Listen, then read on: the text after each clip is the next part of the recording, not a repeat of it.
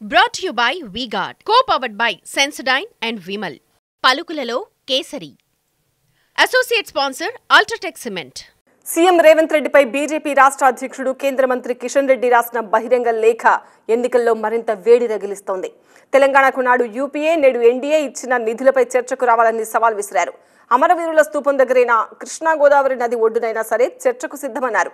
దీనిపై మరిన్ని వివరాలు టీవీ9 కరెస్పాండెంట్ లక్ష్మీకాంత్ అందిస్తారు.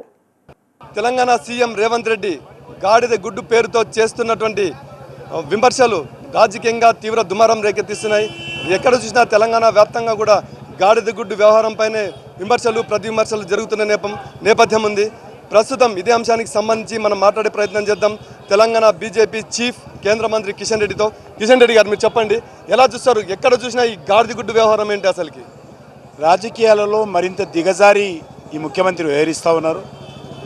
ఒక కేంద్ర ప్రభుత్వము మరి ఈరోజు గత 9.5 సంవత్సరాలుగా 9 లక్షల కోట్లకు పైగా ఈ యొక్క తెలంగాణ రాష్ట్ర అభివృద్ధికి ఖర్చు పెడితే తెలంగాణకు ఏమిచ్చింది గాడిద గుడ్డని ఒక ఇర్రెస్పాన్సిబుల్గా బాధ్యతారహితంగా మరి ముఖ్యమంత్రి స్థాయిని తగ్గించి మాట్లాడడం ఏదైతున్నదో ఇది చాలా విచారకరము.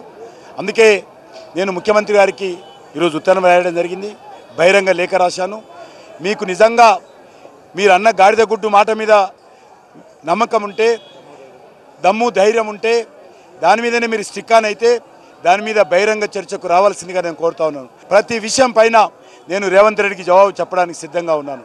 అంతేకాకుండా ఈరోజు ఆయన మరి అనేక విషయాలలో కూడా ఇర్రెస్పాన్సిబుల్గా మాట్లాడుతూ ఈరోజు ఆయన ప్రతి బహిరంగ సభలో తల మీద గాడిద గుడ్డు అని చెప్పి రాసుకొని పోతా ఉన్నాడు. ఈరోజు ఆశ్చర్యం అవుతా ఉన్నది. ఈరోజు కాంగ్రెస్ పార్టీ గాడిద గుడ్డు ఒక పార్టీగా అయిపోయింది. కాంగ్రెస్ పార్టీ ప్రభుత్వము గాడిద గుడ్డు ప్రభుత్వంగా మారిపోయింది. ఇంత నీచంగా ఈరోజు రేవంత్ రెడ్డి వ్యవహరించడం అవుతున్నదో తెలంగాణ ప్రజలు అసహించుకుంటున్నారు. తెలంగాణ ప్రజలు కిషన్ రెడ్డి గారు, మీరు చెప్తున్నారు, బహిరంగ లేఖ రాశారు, అమరవీరుల స్తూపం దగ్గరైనా సరే కృష్ణా గోదావరి నది ఒడ్డునైనా సరే చర్చకు సిద్ధం అంటున్నారు. నిజంగా సిద్ధమేనా? స్పష్టంగా ముఖ్యమంత్రి గారు చెప్పిన సమయానికి, ముఖ్యమంత్రి గారు చెప్పిన స్థానానికి, ముఖ్యమంత్రి గారు చెప్పిన పెద్దల సమక్షంలో నేను చర్చకు సిద్ధంగా ఉన్నాను. ఒకటే, ఆయన భాష మీద కంట్రోల్ ఉండాలి. ఆయన అన్పార్లమెంటరీ లాంగ్వేజ్ మాట్లాడకుండా చర్చలో పాల్గొంటే నేను ఎక్కడికైనా రావడానికి సిద్ధంగా ఉన్నాను. ఎక్కడికైనా మీరే చెప్తున్నారు కదా, మీరు ప్రాంతాలు ఏ ప్రాంతాల్లోకి రమ్మని చెప్తున్నారు? ఏదైనా సరే, అమరవీరుల స్తూపం కావచ్చు, ప్రెస్ క్లబ్ కావచ్చు, ఎక్కడైనా సరే రావడానికి సిద్ధంగా ఉన్నాను. ఓకే కిషన్ రెడ్డి గారు, ఇది ఇక్కడ సిచ్యువేషన్.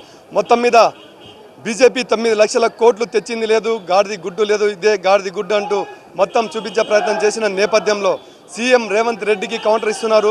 బహిరంగ చర్చకు సిద్ధం, ఎక్కడికైనా వస్తాం అంటూ బహిరంగ లేఖ రాసిన నేపథ్యంలో తెలంగాణ బీజేపీ చీఫ్ కేంద్ర మంత్రి కిషన్ రెడ్డి లేఖ ఇచ్చిన నేపథ్యంలో రాజకీయంగా మరింత రసవత్తరంగా మారిన పరిస్థితి. కెమెరా పర్సన్ బి వెంకట్తో Lakshmikanth, TV nine Hyderabad. Brought to you by V-Guard, co-powered by Sensodyne and Vimal.